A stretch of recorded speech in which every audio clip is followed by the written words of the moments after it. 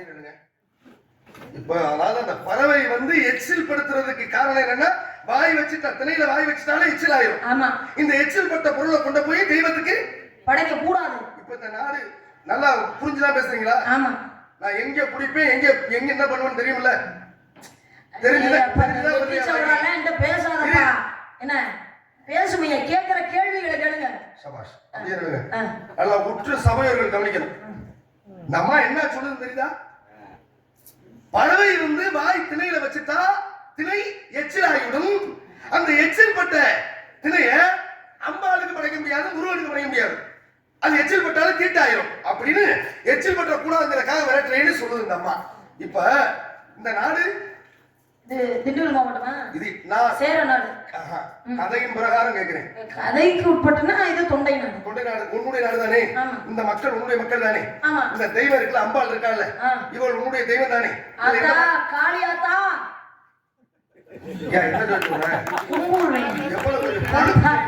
காளியாத்தா எங்க தெய்வம், துடியான தெய்வம். உன்னுடைய தெய்வம் தானே அது? இப்ப இந்த தெய்வத்துக்கு நீ ஒரு பாலாபிஷேகம் பண்ணணும்னு ஒரு நேர்த்திக்கடை வச்சிருக்கேன். சரி. உங்க அப்பா என்ன நேர்த்திக்கடை வச்சாரு? என் மக பருவம் அடைஞ்ச உடனே கொண்டாந்து காவல். முருகனுடைய அருளால கிடைச்ச இந்த பெண்ணை முருகனுக்காக திரை வச்சு உனக்காகவே காவல கிடப்பேன்னு எங்க அப்பா வேண்டுதல். உங்க அப்பா வேண்டுதல் வச்சாருல, ஆமா. நீ அதே மாதிரி இந்த அம்பாள் இருக்கால, மாசிலா என்ன தெய்வம்? காளியம்பாள் இருக்காலமா, இந்த காளியம்பாள் தெய்வத்துக்கு நீ ஒரு நேர்த்திக்கடை வச்சிருக்க. ஒரு ஆத்தா உனக்கு ஒரு பாலாபிஷேகம் பண்றேன்னு ஒரு நேர்த்திக்கடை. சரி. பாலாபிஷேகம் பண்ணணும்னா பாலை எங்க கறக்கணும்? பசுமாட்டுல கறக்கிறதுக்கு முன்னால எதை அவுத்து விட்டா பால் கொடுக்கும்? பசு. கண்ணுக்குட்டி அவுத்து விட்டா பசுமாட்டு. கண்ணுக்குட்டி அவுத்து விட்டா கண்ணுக்குட்டி போய் எதுல வாய் வைக்கும்? பசுவினுடைய மடுவுல போய் வாய் வைக்கும். மடுவுல வாய் வைக்கும். கண்ணுக்குட்டி வாயில எச்சில் தானே இருக்கு. எச்சில் பட்டதோட தானே மடுவுல வைக்குது. கண்ணுக்குட்டியை புடிச்சு கொண்டு போய் கடிபிடி மீண்டும் அந்த எச்சில் பட்ட பாலை தானே கறந்து கொண்டு போய் இந்த அம்பாளுக்கு ஊத்துறோம். அப்ப எச்சில் பட்ட பாலை மட்டும் அம்பாள் ஏத்துக்கிறா, பறவை எச்சில் பட்டால் மட்டும் ஏன் முருகன் ஏத்துக்க மாட்டேன்? எதுக்கு கை தட்டீங்க எனக்கு புரியல. எதுக்கு கை தட்டீங்க எனக்கு புரியல. எல்லாம் கிராமத்துல இருக்கிறவங்க நீங்க இத சொல்லும் போது யாராவது கை தட்டலாமா? ஒரு கண்ணுக்குட்டி அவுத்து விட்டு பசுவோட மடுவுல வாய் வச்சா பால் சுரக்குது. பால் சுரந்தனே கண்ணுக்குட்டி குடிச்சதுக்கு அப்புறம் அவுத்து ஓரம் கட்டி உடனே பால கறப்போம். என்ன பண்ணுவோம் சொல்லுங்க? தண்ணியை ஊத்தி மடுவை கழுவிட்டு அப்புறம் தானே பால கறப்போம். அங்கதான் தண்ணி ஊத்தி கழுவி எச்சில சுத்தப்படுத்தி தானே பால கறக்கணும். அது எப்படி எச்சில்ங்கிறீங்க? உங்களுடைய வாதத்துக்கு பிரகாரம் என்ன அப்படின்னா, கன்றுக்குட்டி எச்சில் வச்சானே தண்ணீரை ஊற்றியாச்சுனாவே சுத்தமாயிருது. சுத்தமாயிருது. அப்ப சுத்தரிக்கப்பட்ட பாலை தான் கறந்து கொண்டு போய் ஆத்தாளுக்கோ முருகனுக்கோ ஊத்துறோம்னு நீங்க சொல்ற. ஒரு தெய்வம்னா எத்தனை அபிஷேகம் பண்ணணுமா? 32 வகையான அபிஷேகம் இருக்கு. பாலாபிஷேகம், தேனாபிஷேகம், தண்ணீர் அபிஷேகம், இளநீர் அபிஷேகம், திருமஞ்சன அபிஷேகம், குங்கும அபிஷேகம், குங்கும அபிஷேகம், மஞ்சள் அபிஷேகம், திருநீர் அபிஷேகம். இப்ப நீ சொல்லி வந்தீங்கல்ல, முதல்ல பாலாபிஷேகம், இரண்டாவது தேனாபிஷேகம். தேனாபிஷேகம் தானே? இருங்க, ஒரு கோவில்ல போய் தெய்வத்துக்கு அபிஷேகம் பண்றோம்ல, சரி, முதல்ல தெய்வத்துக்கு என்ன பண்ணிட்டு அதுக்கப்புறம் என்ன அபிஷேகம் பண்ணுவாங்க? முதல்ல என்ன செய்யணும்னா நல்லெண்ணெயை தடவி அதை சாந்தப்படுத்தி விட்டு அதுக்கப்புறம் தண்ணீரை ஊற்றிட்டு அதுக்கப்புறம் ஒவ்வொரு அபிஷேகமா பண்ணணும். ஒவ்வொரு அபிஷேகம் முதல் அபிஷேகம் என்ன அபிஷேகம்? திருமஞ்சன அபிஷேகம் தான் பண்ணணும். அப்படி சொல்லுங்க. முதல் அபிஷேகம் திருமஞ்சன அபிஷேகம், அதுக்கப்புறம் தான் எந்த அபிஷேகம் இருந்தாலும் பண்ணணும். இப்ப பாலாபிஷேகம் அப்புறம் என்ன ஒரு அபிஷேகம் சொன்னீங்க? என்ன அபிஷேகம்? பாலாபிஷேகம், தேனாபிஷேகம். உடனே ஒப்பிக்க எல்லாம் சொல்லலாம். நான் கேட்கற கூட பதில் சொன்னா போதும். தேனாபிஷேகம் இருக்குல்ல? ஆமா இருக்கு. இந்த தேனாபிஷேகம் இந்த அம்பாளுக்கு பண்ணணும்னு நீ ஒரு நாட்டிக்கிட்ட வச்சிருக்கேன். இந்த தேனை எங்க இருந்து எடுத்துட்டு வருவ? தேன் கூட்ல இருந்து. தேன் கூட்ல யார் அங்க கொண்டாந்து வைக்கிறது? தேனை தேனி தான் கொண்டாந்து வைக்கும். தேனி எங்க இருந்து எடுத்துட்டு வரும்? மலர்ல இருந்து எடுத்து கொண்டு வந்து தன்னுடைய கூட்டுல உமிழ்ந்து வைக்கும். மலர்ல போய் ஒரு தேனி போகுதுல, போய் எதுல எப்படி வாயால புடிச்சிட்டு அத மீண்டும் கொண்டு வந்து தன்னுடைய கூட்டிலே உமிழ்ந்து வைக்கும். அப்ப தேனிங்கிற ஒரு பூச்சி போய் மலர்ல வைக்குது, வாயத்தானே வைக்குது. அப்ப அந்த தேனியுடைய எச்சில் அந்த மலர்ல அந்த தேனில கலக்கத்தானே செய்யும். அதைத்தானே கொண்டு போய் கூட்டுல சேகரிக்குது. அதைத்தானே கொண்டு வர, அதைத்தானே கொண்டு வந்து ஆத்தா கழுத்துல அவங்க தலையில ஊத்துற. அப்ப தேனினுடைய எச்சிலை இந்த ஆத்தா ஏத்துக்குவா, பறவையுடைய எச்சிலை ஓ முருகன் ஏத்துக்க மாட்டானா? ஆத்தா காளியாத்தா உனக்கு தேனாபிஷேகம் பண்றேன் அப்படின்னு நம்ம வேண்டிக்கிறோம். வேண்டிக்கிட்டு தேனை கொண்டு அபிஷேகம் பண்றோம். அந்த தேனுங்கிறது தேனியினுடைய வாயிலிருந்து எடுத்து கொண்டு வந்து உமிழ்ந்து வச்சது தானே, அது எச்சில் தானே, அதை கொண்டு அபிஷேகம் பண்றோம்னு நீங்க கேக்குறீங்கல்ல. இப்ப நான் கேக்குறேன், மலர்ல இருந்து தேனை குடிக்க கூடியது தேனி மட்டும் தான் குடிக்குமா? வண்டு குடிக்கும். ஏன் வண்டால ஒரு கூட்ட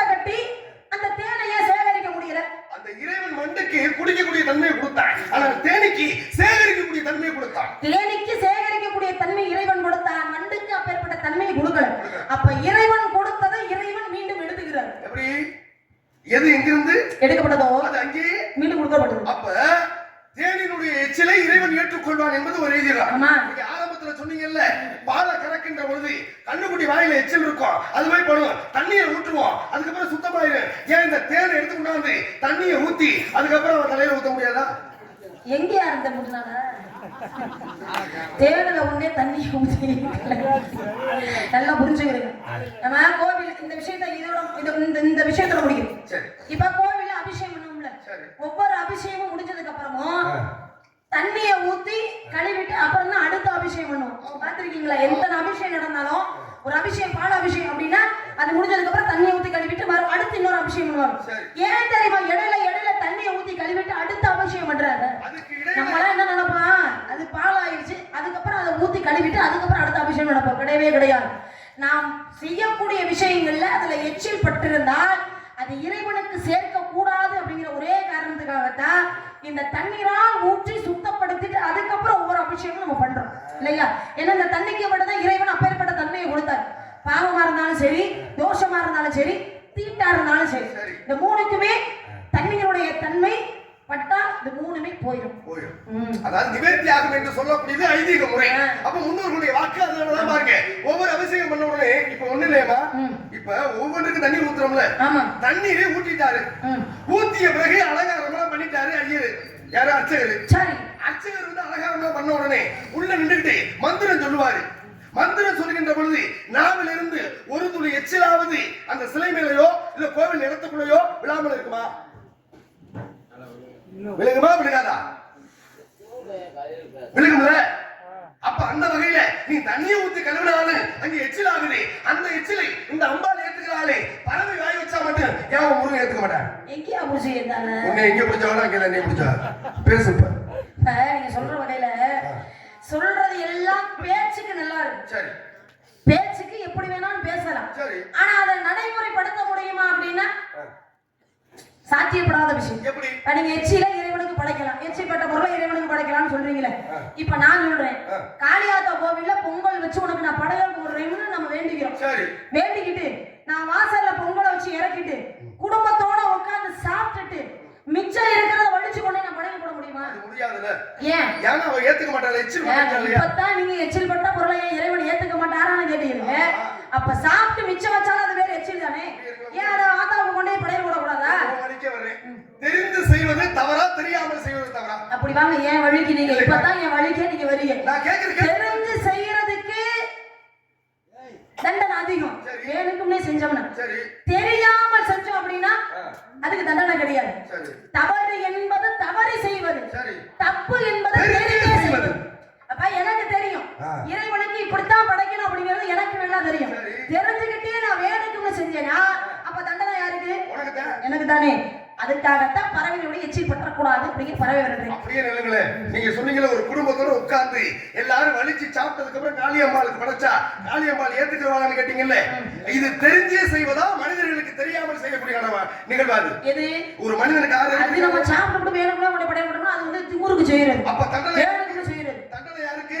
உங்களுக்கு. அப்ப உங்களுக்கு தானே. ஆத்தா காளியாத்தா அப்ப தண்டனை கொடுத்துருவா நமக்கு அப்படிங்கிற எண்ணம். அந்த துடியான தெய்வம். இன்றைக்கு சிவனுக்காக தொண்டூழியம் செய்தவர்கள் எத்தனை பேர்? 63 பேர். 63 பேர்கள். இந்த 63 பேர்களே இளம் வயதிலேயே சிவனை நாடி சிவபக்தனாக வேடுவ குலத்தில் பிறந்தவன் யாருமா? அப்படி கேளுங்க, வேடுவ குலத்துல பிறந்தானா தின்னப்பேன். இளம் வயதிலே இறைவனை சென்றடைந்தது 63 பேர்ல 2 பேர். ஒன்னு திருஞான சம்பந்தர், மற்றொன்று தின்னப்பன் என்று சொல்லக்கூடிய வேடுவனத்துல பிறந்தவர். ஏன்னா தான் தின்னு ருசி பார்த்து எது சுவை அதிகமாக இருந்ததோ அதைத்தான் இறைவனுக்கு படைத்தார். ஆனா என்ன, எப்படி வணங்கணும்னு தெரியாம செஞ்ச காரணத்தினால அறியாமலே வணங்கி விட்டார். அது அறியாமல் செய்தது. இதுதான் அறிந்தே செய்ய முடியுமா? அப்படி பார்க்க போனோம்னா சிவனை என்ன செய்யறார்? தின்னப்பனுடைய எச்சிலை ஏற்றுக்கொண்டார் என்பது ஐதீகம். அப்ப எச்சிலை கூட ஏற்றுக்கொள்வார் தெய்வம், எதை ஏற்றுக்கொள்ள மாட்டார்? எச்சத்தை ஏற்றுக்க மாட்டார். எச்சத்துக்கு என்ன வித்தியாசம்? எச்சில் என்பது நாவிலிருந்து சுரக்கக்கூடிய உமிழ்நீர், எச்சம் என்பது உடலிலிருந்து கழிக்கக்கூடிய கழிவு நீர். அப்ப பாருங்க, நாவில இருந்து சுரக்கக்கூடிய உமிழ்நீர்ங்கிறது எச்சில். உடம்புல இருக்கக்கூடிய மலஜலம் பட்ட பொருளை எந்த தெய்வமும் ஏத்துக்கிறோமா? ஏத்துக்கிறா? ஏத்துக்கிறேன். நான் ஏத்துக்கிறேன். எப்படி? நீ எதை இருக்குங்கிறீங்க ஓ எச்சிலுக்கு பேசிட்டீங்க, எதுவும் மறந்து பேச முடியல, அடுத்து எச்சத்துக்கு இறங்கிட்டீங்களா? அந்த வகையில சான்று கொடுத்துக்கிட்டே வந்துருக்கீங்க. நீங்க சொல்லுங்க. நீ வேணா மறுத்து பேசு. எச்சம் என்பது என்னன்னு சொன்னேன்? உடலில் இருந்து கழிக்கக்கூடிய கழிவு நீர். மலஞ்சலம் தானே? ஆமா. மலஞ்சலப்பட்ட பொருளை காளியம்பாளுக்கோ முருகனுக்கோ சிவனுக்கோ யாருக்கும் படைக்க மாட்டாங்களா? படைக்க மாட்டாங்க. நான் ஒரு உதாரணம் சொல்லவா? சொல்லுங்க. இப்ப இந்த காளியம்பாள் இருக்கால, இவளுக்கு நீ ஒரு மாலை கட்டி போடணும்னு ஒரு நேர்த்தி கடை வச்சிருக்கேன். சரி. மாலையை போய் மாலை கடையில நம்ம வாங்கணும். காலையில கொண்டே காளியாத்தா கோயில்ல வைக்கிறேன். என்ன வேண்டுதல் வைக்கிறேன். அந்த வேலை கொடுமையா இருக்கு. இவளை வைத்திருச்சா? இப்ப நான் கேட்கறதுக்கு கூட பதில் சொல்லு. மாலை கடையில போறீங்களா? இந்த அம்பாளுக்கு ஒரு மாலை கட்டணும் நேர்த்தி கடை. சரி. மாலை வாங்குறதுக்கு மாலை கடைக்கு போறீங்க. நீ போனதுக்கு அப்புறம் மாலையை கட்டுவாரா இல்ல கட்டி ஏற்கனவே தொங்க விட்டுருப்பாங்க? இல்ல கட்டி ஏற்கனவே இருக்குமே. கட்டி தொங்க விட்டுருப்பாருல. நீ போய் மாலைன்னு கேட்ப, யாருக்குன்னு கேட்பாரு, நீ என்ன சொல்லுவ? சாமிக்குன்னு சொல்லுவேன். குஞ்சத்தை வச்சு கட்டி பையில போட்டு கொடுப்பாரு. இந்த கட்டி தொங்குதுல மாலை, அந்த மாலை கடையில 2 ஜீவராசி வாழும். நீ என்ன சொன்ன? மலஞ்சலப்பட்ட பொருள் தெய்வத்துக்கு போய் சேராது, எச்சில் கூட போயிடும், எச்சம் போகாதுன்னு சொன்னேன். எப்படி போகுதுன்னு ஒரு உதாரணம் சொல்றேன். மாலை கடையில 2 ஜீவராசி வாழும். ஒண்ணு பள்ளி, இன்னொன்னு சிலந்தி. அதுக்கு மலஞ்சலம் கழிப்பதற்கு கழிப்பிட, அதாவது நான் கழிப்பிடத்துக்கு போயிட்டு வர கடைக்காரன் சொல்லிட்டு போகும்போது நான் அங்கேயே கிடைக்குமா? அங்கேதானே கிடைக்கும். கட்டி கிடக்கிற மாலை தானே வருது, அதைத்தானே வாங்கி கொண்டு வந்து ஆத்தா கழுத்துல போடுறேன். மலஞ்சலப்பட்ட பொருள் மாலையா போகுதா இல்லையா? அப்புறம் எப்படி போகாதுன்னு சொன்ன நீ? யார் அந்த சிரிப்பு? என்ன விதிச்சு போறீங்க? என்ன நாற்காலில இருக்க விதிச்சு போறீங்க? இது மருந்து பேசுங்க. இல்ல போகுதா இல்லையா? இல்ல மாலை கடைக்கு போய் மாலை வாங்கி இருக்க மாதிரி. சாமிக்குன்னு சொன்ன உடனே என்ன பண்ணுவாங்க? மாலை எடுத்து ஒரு வாளியில தண்ணி இருக்கும், அந்த தண்ணியில முக்கி நனைச்சிட்டு உதறிட்டு நம்ம கொடுப்பாங்க. ஒருவேளை தண்ணியே இல்லைனாலும் கூட என்ன பண்ணுவாங்க? மாலையில தொளிச்சிட்டாலும் நம்ம கொடுப்பாங்க, கொடுக்க மாட்டாங்க. அப்ப நான் இப்பவும் சொல்றேன், இந்த தண்ணிக்கு மட்டும் இறைவன் அப்பேற்பட்ட தன்மையை நம்ம கொடுத்துருக்கிறார். ஏன்னா நீங்க சொன்ன மாதிரி ஏதாவது ஒரு விஷயம் இருக்கு. யாராவது மாலையை தொட்டிருப்பாங்க, தீட்டு உள்ளவங்க தீட்டு இல்லாதவங்க யாராவது தொட்டிருப்பாங்க. அது இறைவனுக்கு போய் சேர்க்கிற கூடாது அப்படிங்கிற காரணத்துக்காகத்தான் தண்ணீர நினைச்சிட்டு இறைவனுக்கு கொண்டு நம்ம சேர்க்கிறோம். அதாவது தண்ணீர நினைச்ச உடனே பரிசுத்தமாயிருக்கு. இப்ப ஒரு அற்புதம். இப்ப இந்த இடத்துல நீங்க தப்பிச்சீங்க. இன்னொரு விஷயத்துக்கு வாங்களே. இப்ப பசுனுடைய சாணத்துல உள்ள அமைதியா பேசுங்கப்பா. பசுனுடைய சாணத்துல பிள்ளையார் தீபம்ல, அதுக்கு மேல என்ன சொருகுனா பிள்ளையார் அருகம்புல்ல வச்சிட்டோம்னா பிள்ளையார் விநாயகர் பெருமான். பசுவோட சாணம் மனம் தானே? ஆமா. பசுவோட சிறுநீர் வந்து ஜலம் தானே? ஆமா. மலஞ்சலம் மற்ற பொருள் உள்ள போகாதுன்னு சொன்னீங்கல்ல, அந்த சாணத்துல பிள்ளையார் பிடிக்கிறமா இல்லையா? அப்ப பசுனுடைய சாண மலம், அந்த மலத்துல பிள்ளையார் வந்து உட்காராரு. நல்லா தெரிஞ்சுக்கணும். பிள்ளையாரு அதுக்குள்ள வந்துறாரு. மலஞ்சலப்பட்ட பொருள் கோவிலை தேடி போவதற்கு முன்னாலே பிள்ளையாரு அதுக்குள்ள வந்துறாரு. மலஞ்சலத்துக்குள்ள ஒரு தீட்டாயிருது. வீட்டுக்குள்ளேயும் கோமயத்தை தெளிக்கிறோம், கோயிலுக்குள்ளேயும் பசுனுடைய கோமயத்தை தெளிக்கிறோம். அப்ப மலமும் ஜலமும் கோயிலுக்குள்ள தெய்வத்துக்கு போகுதா போகலையா? எப்படி நீ போகலன்னு சொன்ன? இதை மறுத்து பேசு. மலஞ்சலப்பட்ட பொருள் உள்ள போகலன்னு சொன்னீங்களே, சாணமா போகுது, கோமயமா போகுது, இது எந்த வகையில போகுது? அப்ப தெய்வம் ஏத்துக்கிறது. நீ எப்படி மறுத்த? போகாதுன்னு சொன்னீங்க, நான் போகுதுன்னு நிரூபிச்சுட்டேனே. சரி விடுங்க, இதோட பிரச்சனை முடிச்சுக்கோங்க. பேசு. பேசிட்டா இதுக்கு எப்படிங்க மறுக்க முடியும்? பசுமாட்டினுடைய சாணத்தை பிடிச்சு வச்சுட்டாலே அது வந்து எச்சம் தான். ஆனா அந்த எச்சத்துல விநாயகர் பெருமான் வர்றாரு அப்படிங்கிறது ஐதீகம். நம்ம எந்த ஒரு விசேஷமா இருந்தாலும் அதை பிடிச்சு வச்சுதான் நம்ம விநாயகர் பெருமான் சொல்லி கும்பிடுறோம். எச்சத்துல விநாயகர் பெருமான் இருக்காரு. எந்த மாட்டினுடைய சாணத்துல விநாயகர் பெருமான் இருக்காரு? பசுனுடைய சாணத்திலே விநாயகர் முறையிட்டார். பசுமாட்டினுடைய சாணத்தை பிடிச்சு வச்சோம்னா தான் அது விநாயகர் பெருமான். ஆமா. ஏன் காளை மாட்டினுடைய சாணத்தை பிடிச்சு வைக்கலாம்ல? ஏன் எரும மாட்டினுடைய சாணத்தை பிடிச்சு வைக்கலாம்? எரும கிடாரியோட சாணத்தை பிடிக்கலாம்ல? வெளியில இருந்து பாக்குறவங்களுக்கு தெரியும் யாரு எரும மாடு. எரும மாடு எங்க நிக்குது, எரும கிடாரி எந்த பக்கம் நிக்குதுன்னு உனக்கு தெரியும். அப்ப சரி மாட கூட விடுங்க. இந்த உலகத்துல எத்தனை ஜீவராசிகள் விலங்கினங்கள் இருக்கு? ஏன் வேற எந்த விலங்கினத்தினுடைய எச்சத்தை பிடிச்சு வச்சாலும் விநாயகர் பெருமான் வர மாட்டாரா? அது ஏங்க பசுமாட்டினுடைய சாணத்தை கூட பிடிச்சு வச்சா விநாயகர் பெருமான் வர? பசுவை படைக்கின்ற பொழுது, பிரம்மன் படைக்கின்ற பொழுது 33 கோடி தேவர்களை அந்த பசுனுடைய உடம்பலை வைத்து அதை படைத்தானாம். அதனாலதான் இன்னைக்கு பாருங்க, வீடு குடி போகணும்னா பசுமாடு உள்ள போது 33 கோடி தெய்வங்கள் வீட்டுல வந்துச்சுன்னா லட்சுமி கடாட்சகம் உருவாகும் என்பதற்காக பசுமாட்டுக்குள்ள எல்லா தெய்வங்களும் அடக்கம். அதனாலதான் பசுமாட்டினுடைய சாணத்துல விநாயகர் பெருமான் வந்து உட்காரு. வேற எந்த சாணத்தை பிடிச்சு வச்சாலும் அதுல விநாயகர் பெருமான் வரமாட்டார். என்ன சரிங்களா? அதனாலதான் இறைவன் அப்படி படைச்சிருக்காரு. அதனால அதனுடைய சாணத்தை பிடிக்கிறோம்.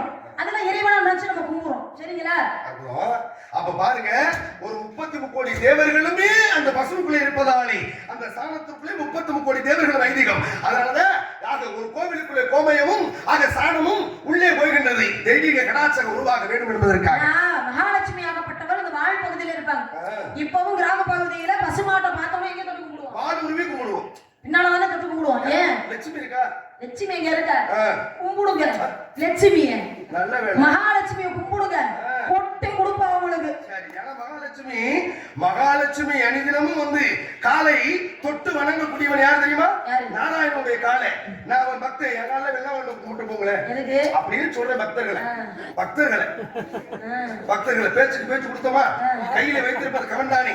தந்தை பெயர், தாய் பெயர், தந்தை பெயர் வந்திருப்பது என்ன காவல்? என்னென்ன பருவம்? அறிவை தெரிவி பேரில் விடச்சோடு எழுவரும் மங்கை பருவத்துக்கு வயது 12 13 பருவம். இந்த பெண்மகள் தான் இங்க வர வேண்டும். ஆக உங்களுடைய குலக்கடவுள் யாரு? முருகப்பெருமானுக்காக கையிலே கவன் பிடித்து ஆக ஆளுநம் சோ என்ற மந்திரத்தை ஆக சொல்லி இந்த இடத்துல பறவை கட்ட வந்திருக்கேன். உங்களுடைய உருவத்திற்கு பருவத்திற்கு தகுந்தார் போலே மாப்பிள பார்த்து வந்திருக்கமா? நீங்களா? நான் தான் பார்த்து வந்திருக்கேன். உருப்பட்ட மாதிரி காலடி எடுத்து வைக்கிற ஊரே எதுவும் உருப்பட்டதே கிடையாது. மாப்பிள பார்த்து கட்டி கால் வைத்தால் கழகம், நாள் கடந்தால் நன்மை. மூத்தோர் சொல்லு முதல் நெல்லிக்காய் முன்னால துவக்கம் பின்னால இனிக்கும். வாழ்க்கை இனிக்க போகுது. தெரியுமா? ஏதோ பெரிய மனுஷன் மாப்பிளைய பார்த்துட்டு வந்துட்டீங்க. சரி, மாப்பிளை எப்படி அழகுக்கு ஈடா இருப்பாரு? அளவுக்கா? அழகுக்கு அழகுக்கு கொஞ்சம் முன்ன பின்ன இருக்கும். 100 கோடி மன்மதன் சேர்ந்தவன் ஒரு முருகன். அவன் எவ்வளவு பெரிய அழகா இருக்கான். எவ்வளவு முருகனையா? முருகன் சார் உன் குலக்கடவுள். முருகனத்தை மாப்பிளைய பார்த்துருக்கீங்க? ஏன் கட்ட மாட்டேன்? அவர் ஏங்க கடவுளா தெய்வம் நினைச்சு வணங்கிட்டு அவரை போய் கட்டிக்கமா புருஷனை ஏத்துக்கமா? எப்படி ஏத்துக்க முடியும்? கணவனே கண்கண்ட தெய்வம். கணவனே கண்கண்ட தெய்வம் சொல்றியா? இது பழமொழி தானே. தெய்வத்தை கணவனாய்க்க புதுமொழி வேணாம். ஏங்க பழமொழி நிக்குது. பழசாவே இருந்துட்டு போறோம். புதுசா இருக்கு சொல்லும் வார்த்தைகள் பழசை இன்னைக்கு மறக்க கூடாது. இல்ல வாழ்க்கை ரீச்சா அல்லது இந்த அவஸ்தை கெனிவனத்தே மகளே இந்த அவஸ்தை கெனிவனத்தே அவனி இன்னைக்கு நேரம் ஆயிருச்சு. அதனால பேசாம விட்டுட்டு போறேன். என்ன அடுத்து இந்த பகுதியிலையோ இல்ல இதே மேடையில அடுத்து ஒரு வாய்ப்பு கிடைச்சாலும் ஒப்ப மவனே உன்னை 2 மணிக்கெல்லாம் சந்திச்சு 4 மணி வரைக்கும் உன்னை நிக்க வச்சு உரிச்சு எடுக்கல நானே பாத்துக்க. நீ சரியான பொம்பளை. என்னை உரிச்சு எடுத்து விடு. உனக்கு நான் அடிமைன்னு பட்டை எழுதி கொடுத்துட்டு போய் பொய்யான தவ வேடம் உன்னை தவறே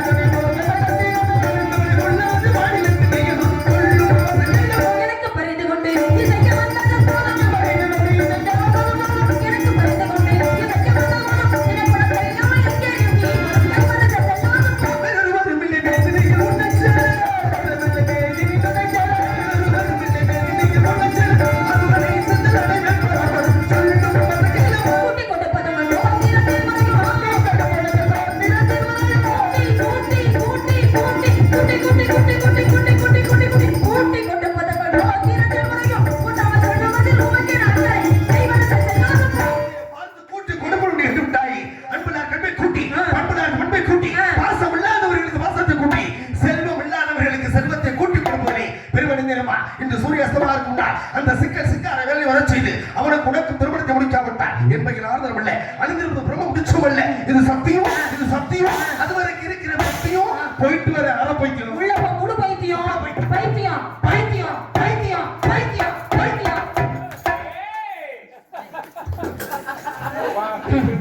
நாரதர்னா ஒரு சாந்த குணம் படைச்சவர்னு நாரதர் புராணத்துல நான் படிச்சிருக்கேன்.